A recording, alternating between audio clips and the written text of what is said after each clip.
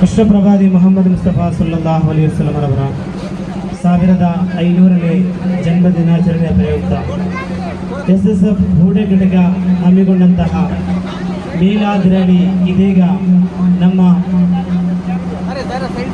ಹೂಡೆಯ ಹೃದಯ ಭಾಗಕ್ಕೆ ಬಂದು ತಲುಪಿದೆ. ಇದೀಗ ನಮ್ಮ ದಾರುಸ್ಸಲಾಂ ಆಂಗ್ಲ ಮಾಧ್ಯಮ ಶಾಲೆಯ ಆಡಳಿತಾಧಿಕಾರಿಯಾಗಿರುವಂತಹ ಸನ್ಮಾನ್ಯ ರಕೀಬ್ ಕನ್ನಂಗಾರ್ ಇವರು ವಿಶ್ವಪ್ರವಾದಿ ಮೊಹಮ್ಮದ್ ಸಲ್ಲಲ್ಲಾಹು ಅಲೈಹಿ ವಸಲ್ಲಂ ಅವರು ಸಾರಿದಂತಹ ಸಂದೇಶಗಳ ಬಗ್ಗೆ ಒಂದೆರಡು ಮಾತುಗಳನ್ನು ಇಲ್ಲಿ ಹಾಡ್ತಾರೆ. ಅವರನ್ನು ಪ್ರೀತಿಪೂರ್ವಕ ಆಹ್ವಾನಿಸ್ತಾ ಇದ್ದೇವೆ.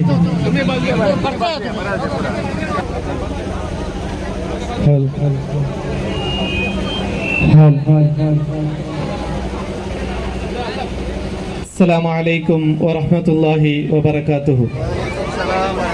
ವಿಶ್ವಪ್ರವಾದಿ ಹಜರತ್ ಪೈಗಂಬರ್ ಮೊಹಮ್ಮದ್ ಮುಸ್ತಫಾ ಸಲ್ಲಲ್ಲಾಹು ಅಲೈಹಿ ವಸಲ್ಲಮರ 1500ನೆಯ ಜನ್ಮ ದಿನಾಚರಣೆಯ ಪ್ರಯುಕ್ತ ಹೂಡೆಯ ಈ ರಾಜಬೀದಿಗಳಲ್ಲಿ ಪ್ರವಾದಿ ಪೈಗಂಬರ್ ಸಲ್ಲಲ್ಲಾಹು ಅಲೈಹಿ ವಸಲ್ಲಮರ ಸಂದೇಶವನ್ನು ಹೊತ್ತಂತಹ ಈ ಜಾಥಾವು ಇಲ್ಲಿ ಸಮಾರೋಪಗೊಳ್ಳುತ್ತಿದೆ.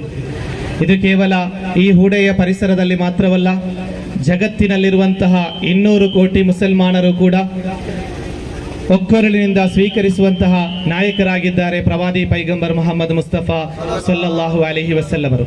ಕೇವಲ ಪ್ರವಾದಿಯವರು, ಇಸ್ಲಾಮಿನ ಪ್ರವಾದಿಯವರು ಮಾತ್ರವೇ ಎಂದು ಕೇಳಿದರೆ ಅಲ್ಲ ಎಂದಾಗಿದೆ ಉತ್ತರ.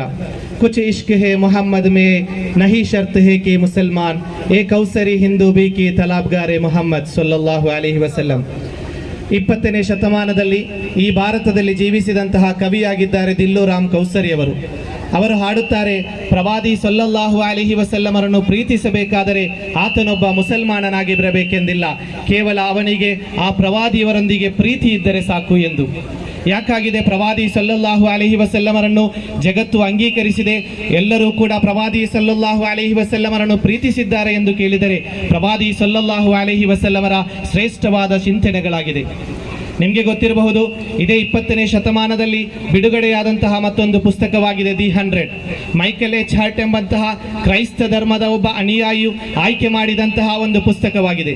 ಆ ಪುಸ್ತಕದಲ್ಲಿ ಹೇಳುತ್ತಾರೆ, ಇಲ್ಲಿ ಜಗತ್ತಿನಲ್ಲಿರುವಂತಹ ಎಲ್ಲ ಶ್ರೇಷ್ಠ ನಾಯಕರುಗಳನ್ನು ನನಗೆ ಪಟ್ಟಿ ಮಾಡಬೇಕು. ಜಗತ್ತಿನಲ್ಲಿರುವಂತಹ ವಿಜ್ಞಾನಿಗಳಿದ್ದಾರೆ, ದೊಡ್ಡ ದೊಡ್ಡ ಆಡಳಿತ ಅಧಿಕಾರಿಗಳಿದ್ದಾರೆ, ರಾಜರುಗಳಿದ್ದಾರೆ, ಎಲ್ಲರನ್ನು ಒಟ್ಟು ಸೇರಿಸಿ ಅತ್ಯಂತ ಉತ್ತಮವಾದಂತಹ ಈ ಜಗತ್ತಿಗೆ ಬೇಕಾದಂತಹ ದೊಡ್ಡ ಸಂದೇಶವನ್ನು ನೀಡಿದಂತಹ 100 ಜನರನ್ನು ನನಗೆ ಆಯ್ಕೆ ಮಾಡಬೇಕು. ಅದಕ್ಕೆ ಅವರು 32 ಕೆಟಗರಿಗಳನ್ನು ಆಯ್ಕೆ ಮಾಡುತ್ತಾರೆ. ಈ 32 ಕೆಟಗರಿಗಳಲ್ಲಿ ಎಲ್ಲವನ್ನು ಅಂಗೀಕರಿಸುವಂತಹ ವ್ಯಕ್ತಿಗಳಿಗೆ ನಾನು 100 ಮಂದಿಯನ್ನು ಆಯ್ಕೆ ಮಾಡುತ್ತೇನೆ ಅಂತ ಹೇಳಿದಂತಹ ಒಂದು ಪುಸ್ತಕ.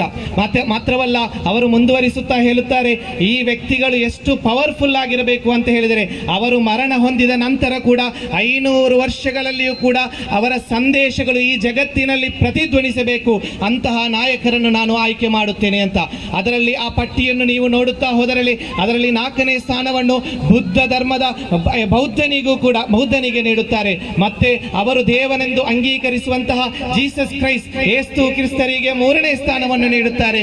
ಮತ್ತೆ 2ನೇ ಸ್ಥಾನವನ್ನು ಜಗತ್ತಿನ ಶ್ರೇಷ್ಠ ವಿಜ್ಞಾನಿಯಾಗಿರುವಂತಹ ಐಸಕ್ ನ್ಯೂಟನ್ ರವರಿಗೆ ನೀಡುತ್ತಾ 1ನೇ ಸ್ಥಾನವನ್ನು ನೀಡಿದ್ದು ನಮ್ಮೆಲ್ಲರ ಪ್ರವಾದಿ, ಈ ಜಗತ್ತಿನ ಪ್ರವಾದಿ ತಾಜಿದಾರೆ ಮದೀನಾ ಮುಹಮ್ಮದುರ್ ರಸೂಲುಲ್ಲಾಹಿ ಸಲ್ಲಲ್ಲಾಹು ಅಲೈಹಿ ವಸಲ್ಲಮರಿಗೆ 1ನೇ ಸ್ಥಾನವನ್ನು ಅವರು ನೀಡುತ್ತಾರೆ. ಅವರ ಆದರ ಪ್ರವಾದಿಯವರ ಸಲ್ಲಲ್ಲಾಹು ಅಲೈಹಿ ವಸಲ್ಲಮರ ಹೆಸರನ್ನು ಆ ಪುಸ್ತಕದಲ್ಲಿ ಬರೆದು ಅವರು ಮುಂದುವರಿಸುತ್ತಲೇ ಹೇಳುತ್ತಾರೆ, you may surprise and you may question. ನಿಮಗೆ ಆಶ್ಚರ್ಯವಾಗಬಹುದು, ನೀವು ಪ್ರಶ್ನೆಗಳನ್ನು ಕೇಳಬಹುದು, ಯಾಕಾಗಿದೆ ಪ್ರವಾದಿಯವರಿಗೆ 1ನೇ ಸ್ಥಾನವನ್ನು ನೀಡಿದ್ದು ಅಂತ ಕೇಳಿದರೆ ಅವರು ಮುಂದುವರಿಸುತ್ತಾ ಹೇಳುತ್ತಾರೆ, he is the only man in history. ಅವರೊಬ್ಬರೇ ಒಬ್ಬ ನಾಯಕರು. He is supremely successful in both religious and secular level.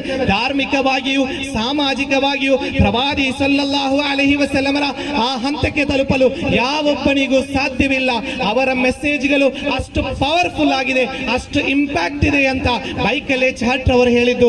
ಈ 2 ಉದಾಹರಣೆಗಳನ್ನು ನಾನು ನೀಡಿದ್ದು ಯಾವುದೇ ಮುಸಲ್ಮಾನರು ಹೇಳಿದ್ದಲ್ಲ, ಒಬ್ಬ ಹಿಂದುವು ಒಬ್ಬ ಕ್ರೈಸ್ತನು ಹೇಳಿದಂತಹ ಒಂದು ಸಂದೇಶವಾಗಿದೆ.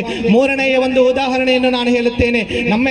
ನಮಗೆಲ್ಲರಿಗೂ ಪರಿಚಯ ಇರುವಂತಹ ಭಾರತದ ಸರೋಜಿನಿ ನಾಯ್ಡು ನಾಯ್ಡು ಎಂಬಂತಹ ಒಬ್ಬ ಮಹಿಳಾ ಶ್ರೇಷ್ಠ ಒಬ್ಬ ನಾಯಕರಾಗಿದ್ದಾರೆ. ಅವರು ಹೇಳುತ್ತಾರೆ, ಇಡೀ ಜಗತ್ತಿನಲ್ಲಿ ಪ್ರಜಾಪ್ರಭುತ್ವವನ್ನು, ಡೆಮೋಕ್ರಸಿಯನ್ನು ಕಲಿಸಿದಂತಹ ಒಂದು ಶ್ರೇಷ್ಠ ಧರ್ಮವಿದ್ದರೆ ಅದು ಪವಿತ್ರವಾದಂತಹ ಇಸ್ಲಾಂ ಧರ್ಮವಾಗಿದೆ ಎಂದು ಅವರ ಅಭಿಮಾನದಲ್ಲಿ ಹೇಳುತ್ತಾರೆ. ಯಾಕೆ ಅಂತ ಕೇಳಿದರೆ, ನಮಗೆ ಗೊತ್ತಿರಬಹುದು, ಈ ಹೂಡೆ ಪರಿಸರದಲ್ಲಾಗಿರಬಹುದು, ಉಡುಪಿ ಜಿಲ್ಲೆ ಮಾತ್ರವಲ್ಲ, ಇಡೀ ಜಗತ್ತಿನಲ್ಲಿರುವಂತಹ ಮಸೀದಿಗಳಲ್ಲಿ ಆಜಾನ್ ಕರೆಗಳು ಮೊಳಗಿದಾಗ ಅಲ್ಲಿರುವಂತಹ ಒಬ್ಬ ಕೂಲಿ ಕಾರ್ಮಿಕನು, ಅಲ್ಲಿರುವಂತಹ ಧನಿಕನು, ರಾಜನು, ರಾಜಕಾರಣಿಯು ಎಲ್ಲರೂ ಕೂಡ ಮಸೀದಿಗೆ ತೆರಳಿ ಒಂದೇ ಸಾಲಿನಲ್ಲಿ ನಿಂತು ಯಾವುದೇ ವ್ಯತ್ಯಾಸವಿಲ್ಲದೆ ಅವರು ಪರಸ್ಪರ ಇಲಾಹನಿಗೆ ಬೇಕಾಗಿ, ದೇವರಿಗೆ ಬೇಕಾಗಿ ಪ್ರಾರ್ಥನೆಯನ್ನು ನಡೆಸುವಂತಹ ಒಂದು ಸಮಾನತೆಯ ಸಿದ್ಧಾಂತವನ್ನು ಕಲಿಸಿಕೊಟ್ಟಂತಹ ನಾಯಕರಾಗಿದ್ದಾರೆ ಪ್ರವಾದಿ ಸಲ್ಲಲ್ಲಾಹು ಅಲೈಹಿ ವಸಲ್ಲಮರು. ಧರ್ಮವಾಗಿದೆ ಇಸ್ಲಾಂ. ಆದ್ದರಿಂದ ಜಗತ್ತಿನ ಅತಿ ದೊಡ್ಡ ಡೆಮೋಕ್ರಸಿ ಯಾವುದು ಅಂತ ಕೇಳಿದ್ರೆ ಅದು ಇಸ್ಲಾಂ ಕಲಿಸಿಕೊಡುವ ಡೆಮೋಕ್ರಸಿ ಅಂತ ಸರೋಜಿನಿ ನಾಯ್ಡು ಅವರು ಹೇಳುತ್ತಾರೆ. ಮುಂದುವರಿಯುತ್ತಾ ನಾಲ್ಕನೇ ಒಂದು ಉದಾಹರಣೆಯನ್ನು ನಾನು ಹೇಳುತ್ತೇನೆ. ವರ್ಣ ಕಪ್ಪೆಂಬ ಕಾರಣಕ್ಕೆ ಆಫ್ರಿಕಾದ ಬೀದಿಗಳಲ್ಲಿ ಎಷ್ಟೋ ಮಂದಿಯನ್ನು ಕಗ್ಗೊಲೆಗೊಳಿಸಲಾಯಿತು. ಅಮೆರಿಕಾದಂತಹ ದೇಶಗಳಲ್ಲಿ ಅವರನ್ನು ಗುಲಾಮಗಿರಿಗೆ ತಲುಪಿದಂತಹ ಸನ್ನಿವೇಶದಲ್ಲಿ ನೆಲ್ಸನ್ ಮಂಡೇಲರವರು 28 ವರ್ಷಗಳ ಕಾಲ ಜೈಲಿನಲ್ಲಿ ಕೊಲೆತು ನಂತರ ಅವರು ಆ ದೇಶದ ಅಧ್ಯಕ್ಷರಾಗಿ ವರ್ಣಭೇದ ನೀತಿಯನ್ನು ಅಲ್ಲಿ ನಿಷೇಧಕ್ಕೆ ತಲುಪುವಂತಹ ಒಂದು ಸನ್ನಿವೇಶ ಉಂಟಾಯಿತು. ಆದರೆ 1500 ವರ್ಷಗಳಿಗೆ ಮುಂಚೆ ಪ್ರವಾದಿ ಸಲ್ಲಲ್ಲಾಹು ಅಲೈಹಿ ವಸಲ್ಲಮರ ವರ್ಣಭೇದ ನೀತಿಯ ವಿರುದ್ಧದ ಹೋರಾಟವನ್ನು ನಾವು ಒಮ್ಮೆಯೂ ಕೂಡ ಮರೆಯಬಾರದು. ಈ ನನ್ನ ಮಾತನ್ನು ಆಲಿಸುತ್ತಿರುವಂತಹ ಪ್ರತಿಯೊಬ್ಬರು ಹೆಮ್ಮೆಯಿಂದ ಹೇಳಬಹುದು, 1500 ವರ್ಷಗಳಿಗೆ ಮುಂಚೆ ಒಬ್ಬ ಕರಿಯನು ಬಿಳಿಯನು ಎಂಬ ಭೇದ ಭಾವವನ್ನು ತೋರಿಸಿದಂತಹ ಸಂದರ್ಭದಲ್ಲಿ ಪ್ರವಾದಿ ಸಲ್ಲಲ್ಲಾಹು ಅಲೈಹಿ ವಸಲ್ಲಮರು ಒಂದು ದೊಡ್ಡ ಘೋಷಣೆಯನ್ನು, ಹ್ಯೂಮನ್ ರೈಟ್ಸ್ ಅನ್ನು, ಮಾನವತೆಯ ಸಂದೇಶವನ್ನು ಸಾರಿದರು. ಅವರು ಹೇಳಿದಂತಹ ಮಾತು, ಪ್ರವಾದಿ ಸಲ್ಲಲ್ಲಾಹು ಅಲೈಹಿ ವಸಲ್ಲಮರು ಹೇಳಿದರು, ಬಿಳಿಯನಿಗೂ ಕರಿಯನಿಗೂ ಯಾವುದೇ ವ್ಯತ್ಯಾಸವಿಲ್ಲ, ಅರಬಿಗಳಿಗೂ ಅನರಬಿಗಳಿಗೂ ಯಾವುದೇ ವ್ಯತ್ಯಾಸವಿಲ್ಲ, ಎಲ್ಲರೂ ಸಮಾನರಾಗಿದ್ದಾರೆ, ಎಲ್ಲರೊಂದಿಗೂ ನೀವು ಸಮಾನತೆಯನ್ನು ತೋರಿಸಬೇಕು ಎಂಬುದನ್ನು ಹೆಮ್ಮೆಯಿಂದ ಅತ್ಯಂತ ಸ್ಪಷ್ಟವಾಗಿ ಪ್ರವಾದಿ ಸಲ್ಲಲ್ಲಾಹು ಅಲೈಹಿ ವಸಲ್ಲಮರು ನಮಗೆ ಕಲಿಸಿಕೊಟ್ಟಿದ್ದಾರೆ. ಅದೇ ರೀತಿ ಮತ್ತೊಂದು ವಿಚಾರವನ್ನು ನಾವು ಇಲ್ಲಿ ಆಯ್ಕೆ ಮಾಡಿಕೊಳ್ಳಬೇಕು. ಇಲ್ಲಿ ಹೆಣ್ಣಿಗೆ ಉತ್ತಮವಾದಂತಹ ಸ್ವಾತಂತ್ರ್ಯವನ್ನು ನೀಡಬೇಕು, ಅವರಿಗೆ ಸಮಾನತೆಯನ್ನು ತೋರಿಸಬೇಕು ಎಂಬ ಫೆಮಿನಿಸಂನ ಕುರಿತು ಇಲ್ಲಿ ಚರ್ಚೆಗಳು ನಡೆಯುತ್ತಿದೆ. ಪ್ರವಾದಿ ಸಲ್ಲಲ್ಲಾಹು ಅಲೈಹಿ ವಸಲ್ಲಮರು ಸ್ಪಷ್ಟವಾಗಿ ನಮ್ಮೊಂದಿಗೆ ಹೇಳಿದ್ದಾರೆ. ಇಲ್ಲಿ ಪ್ರವಾದಿ ಸಲ್ಲಲ್ಲಾಹು ಅಲೈಹಿ ವಸಲ್ಲಮರ ಸಭೆಯಲ್ಲಿ 106 ಮಂದಿ ಭಾಗವಹಿಸಿದ್ದರು. ಪ್ರವಾದಿಯವರು ಹೆಣ್ಣಿಗೆ ಮಹತ್ವವನ್ನು, ಸಂದೇಶಗಳನ್ನು ನೀಡುತ್ತಿರುವ ಹೆಣ್ಣಿಗೆ ಮಹತ್ವವನ್ನು ನೀಡುವಂತಹ ತರಗತಿಗಳನ್ನು ತೆಗೆದುಕೊಂಡಾಗ ಒಬ್ಬ ಯುವಕ ತಂದೆಯಾದಂತಹ ಒಬ್ಬ ವ್ಯಕ್ತಿ ಬಿಕ್ಕಿ ಬಿಕ್ಕಿ ಅಳುವುದನ್ನು ಕಂಡಿತು. ಆಗ ಪ್ರವಾದಿ ಸಲ್ಲಲ್ಲಾಹು ಅಲೈಹಿ ವಸಲ್ಲಮರು ಕೇಳಿದರು, ಯಾಕಾಗಿ ನೀನು ಅಳುತ್ತಿದ್ದಿ ಎಂದು ಕೇಳಿದಾಗ, ನನ್ನ ಕೈಯಾರೆ ಎಷ್ಟೋ ನನ್ನ ಮಕ್ಕಳನ್ನು ಹೆಣ್ಣೆಂಬ ಕಾರಣಕ್ಕೆ ನಾನು ಜೀವಂತವಾಗಿ ಉಳುತ್ತಿದ್ದಂತಹ ಒಂದು ಸನ್ನಿವೇಶ ಇತ್ತು ಪ್ರವಾದಿ ಸಲ್ಲಲ್ಲಾಹು ಅಲೈಹಿ ವಸಲ್ಲಮರೇ. ಆದರೆ ಇಂದು ಪ್ರವಾದಿ ಸಲ್ಲಲ್ಲಾಹು ಅಲೈಹಿ ವಸಲ್ಲಮರು ನೀಡುವ ಸಂದೇಶವನ್ನು, ಯಾರೊಬ್ಬ ತಂದೆಗೆ ಹೆಣ್ಣು ಹುಟ್ಟಿದರೆ ಆತನಿಗೆ ಅವಳಿಗೆ ಶಿಕ್ಷಣವನ್ನು, ಉತ್ತಮವಾದಂತಹ ಜ್ಞಾನವನ್ನು ನೀಡಿ ಅವರಿಗೆ ನೀವು ಮದುವೆಯನ್ನು ಮಾಡಿಕೊಟ್ಟರೆ ಅವರು ಸ್ವರ್ಗ ಪ್ರವೇಶಿಸುತ್ತಾರೆ ಎಂಬಂತಹ ಉದಾತ್ತವಾದಂತಹ ಘೋಷಣೆಯನ್ನು ಕೊಟ್ಟ ಒಬ್ಬರು ನಾಯಕ, ಮಾನವತಾವಾದಿ, ಫೆಮಿನಿಸಂನ ಅತಿ ದೊಡ್ಡ ನಾಯಕ ಯಾರು ಅಂತ ಕೇಳಿದರೆ ಅದು ವಿಶ್ವ ಪ್ರವಾದಿ ಹಜರತ್ ಪೈಗಂಬರ್ ಮುಹಮ್ಮದ್ ಮುಸ್ತಫಾ ಸಲ್ಲಲ್ಲಾಹು ಅಲೈಹಿ ವಸಲ್ಲಮರು. ಮುಂದುವರಿಸುತ್ತಾ ಪ್ರವಾದಿ ಸಲ್ಲಲ್ಲಾಹು ಅಲೈಹಿ ವಸಲ್ಲಮರು ಹೇಳುತ್ತಾರೆ, ಯಾರಾದನು ಒಬ್ಬ ವಿಧವೆಯರಿಗೆ ಬೇಕಾಗಿ, ಬಡವರಿಗೆ ಬೇಕಾಗಿ ಆತನು ಸೇವೆಯನ್ನು ಮಾಡಿದರೆ ಇಸ್ಲಾಮಿನ ಅತ್ಯಂತ ದೊಡ್ಡ ಕರ್ಮವಾದಂತಹ ಆತನು ಬೆಳಗ್ಗಿಂದ ಸಂಜೆಯವರೆಗೆ ರೋಜಾವನ್ನು ಹಿಡಿದಂತಹ, ಅದೇ ರೀತಿ ರಾತ್ರಿ ಇಡೀ ನಮಾಜ್ ಮಾಡಿದಂತಹ ಎಲ್ಲ ಪ್ರತಿಫಲಗಳನ್ನು ಅವರಿಗೆ ನೀಡುತ್ತೇನೆ ಎಂಬಂತಹ ಸಂದೇಶವನ್ನು ನೀಡಿದವರಾಗಿದ್ದಾರೆ ವಿಶ್ವ ಪ್ರವಾದಿ ಪೈಗಂಬರ್ ಮುಹಮ್ಮದ್ ಮುಸ್ತಫಾ ಸಲ್ಲಲ್ಲಾಹು ಅಲೈಹಿ ವಸಲ್ಲಮರು. 6ನೇ ಕೊನೆಯ ವಿಚಾರವನ್ನು ನಾನು ಇಲ್ಲಿ ಹೇಳುತ್ತಿದ್ದೇನೆ. ಇಸ್ಲಾಮಿನ ಹೆಸರಿನಲ್ಲಿ ಇಸ್ಲಾಂ ಭಯೋತ್ಪಾದನೆಯನ್ನು ಪ್ರೇರೇಪಿಸುತ್ತದೆ ಅಥವಾ ಕೋಮುವಾದವನ್ನು ಪ್ರೇರೇಪಿಸುತ್ತೇನೆ ಎಂದು ಯಾರಾದರೂ ಎಲ್ಲಿಯಾದರೂ ಹೇಳುತ್ತಿದ್ದರೆ, ಇಸ್ಲಾಮೋಫೋಬಿಯಾದ ಹೆಸರಿನಲ್ಲಿ ಇಸ್ಲಾಮನ್ನು ತಪ್ಪಾಗಿ ಅರ್ಥ ಮಾಡಿಕೊಳ್ಳುತ್ತಿದ್ದರೆ, ಓ ಜನರೇ ಇಲ್ಲಿ ಕೇಳಿರಿ, ಪ್ರವಾದಿ ಸಲ್ಲಲ್ಲಾಹು ಅಲೈಹಿ ವಸಲ್ಲಮರು ಹೇಳುತ್ತಾರೆ, ಪವಿತ್ರ ಕುರ್ಆನಿನಲ್ಲಿ 72 ಕಡೆಗಳಲ್ಲಿ ಹೇಳುತ್ತದೆ, ಒಮ್ಮೆಯೂ ಕೂಡ ಯುದ್ಧವನ್ನು ಇಸ್ಲಾಂ ಪ್ರೋತ್ಸಾಹಿಸುವುದಿಲ್ಲ, ಯುದ್ಧವನ್ನು ವಿರೋಧಿಸಿ 72 ಕಡೆಗಳಲ್ಲಿ ನಮಗೆ ಕಾಣಬಹುದಾಗಿದೆ. ಕೋಮುವಾದಕ್ಕೆ ಪ್ರೋತ್ಸಾಹಿಸುವವನು, ಅದರ ಹೆಸರಿನಲ್ಲಿ ಮಡಿಯುವವನು ನನ್ನವನಲ್ಲ ಎಂದು ಪ್ರತ್ಯೇಕವಾಗಿ ಪ್ರವಾದಿ ಸಲ್ಲಲ್ಲಾಹು ಅಲೈಹಿ ವಸಲ್ಲಮರ ಸಂದೇಶಗಳನ್ನು ನಾವು ಇಲ್ಲಿ ಹೇಳಬೇಕಾಗಿಲ್ಲ. ನಮಗೆ ಗೊತ್ತಿರಬಹುದು, ನಿನ್ನ ನೆರೆಕರೆಯವನು ಆತನು ಮುಸಲ್ಮಾನನಾಗಿರಬಹುದು, ಧರ್ಮ ಉಲ್ಲವಣೆ ಆಗಿರಬಹುದು, ಇಲ್ಲದವನೇ ಆಗಿರಬಹುದು, ಯಾರಾದರೂ ಆಗಿರಲಿ, ಆತನು ಹಸಿದಿರುವಾಗ ಹೊಟ್ಟೆ ತುಂಬ ಉಂಡು ಮಲಗುವವನು ನನ್ನವನಲ್ಲ ಎಂದು ಹೇಳಿದಂತಹ ಪ್ರವಾದಿ ಸಲ್ಲಲ್ಲಾಹು ಅಲೈಹಿ ವಸಲ್ಲಮರ ಸಂದೇಶವನ್ನು ನೀವು ಕಲಿಯಬೇಕಾಗಿದೆ. ಒಂದು ಮನೆ ಇದ್ದರೆ ಅದರ 4 ದಿಕ್ಕುಗಳಲ್ಲಿರುವಂತಹ 40 ಮನೆಗಳು ಕೂಡ ಅದು ನಿನ್ನ ನೆರೆಕರೆಯಾಗಿದೆ.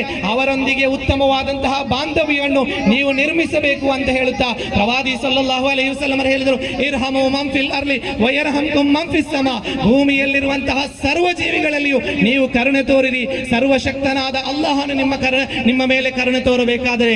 ಆದ್ದರಿಂದಲೇ ಪ್ರವಾದಿ ಸಲ್ಲಲ್ಲಾಹು ಅಲೈಹಿ ವಸಲ್ಲಮರು ಕೇವಲ ಇಸ್ಲಾಮಿನ ಪ್ರವಾದಿಯಲ್ಲ, ಇಡೀ ಜಗತ್ತಿಗೆ ನೀಡಿದಂತಹ ಉದಾತ್ತ ಸಂದೇಶಗಳನ್ನು ನಾವಿಲ್ಲಿ ಅರ್ಥ ಮಾಡಿಕೊಳ್ಳಬೇಕಾಗಿದೆ.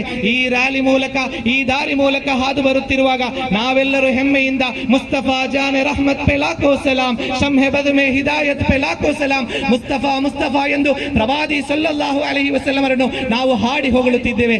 ಯಾರಾಗಿದ್ದಾರೆ ಆ ಮುಸ್ತಫಾ ಅಂತ ಕೆಲವರು ಸರ್ಚ್ ಮಾಡಿದಾಗ ನಮಗೆ ಗೊತ್ತಾಯಿತು, prophet Mustafa, the basic reason of the universe, ಇಡೀ ಜಗತ್ತಿನ ಸೃಷ್ಟಿಗೆ ಕಾರಣಕರ್ತರಾದಂತಹ ಪ್ರವಾದಿ ಪೈಗಂಬರ್ ಮೊಹಮ್ಮದ್ ಮುಸ್ತಫಾ ಸಲ್ಲಲ್ಲಾಹು ಅಲೈಹಿ ವಸಲ್ಲಮರಾಗಿದ್ದಾರೆ.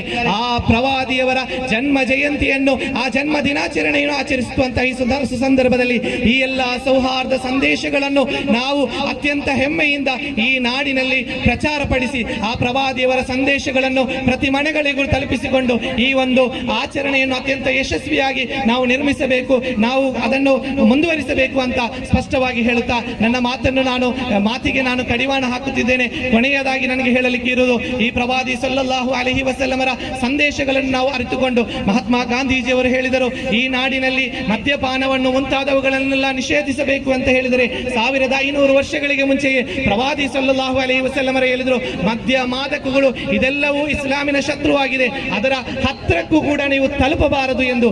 ಆದ್ದರಿಂದಲೇ ಈ ಹೂಡೆಯ ಪರಿಸರದಲ್ಲಿರುವಂತಹ ಪ್ರತಿಯೊಂದು ಯುವಕರಲ್ಲಿ ಹೇಳುವುದು, ಈ ನಾಡಿನಲ್ಲಿ ಪ್ರವಾದಿಯವರ ಜನ್ಮ ದಿನಾಚರಣೆಯನ್ನು ಆಚರಿಸುವಾಗ ಪ್ರತಿಯೊಬ್ಬರು ಕೂಡ ಶಪಥವನ್ನು ತೆಗೆದುಕೊಳ್ಳಬೇಕು.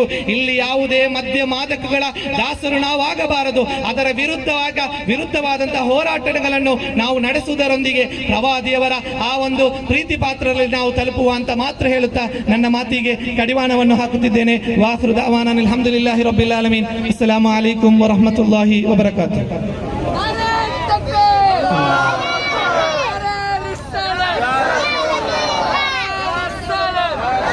ಮಾಶಾ ಅಲ್ಲಾ, ಮಾಶಾ ಅಲ್ಲಾ. ಹುಜೂರ್ ಸಲ್ಲಲ್ಲಾಹು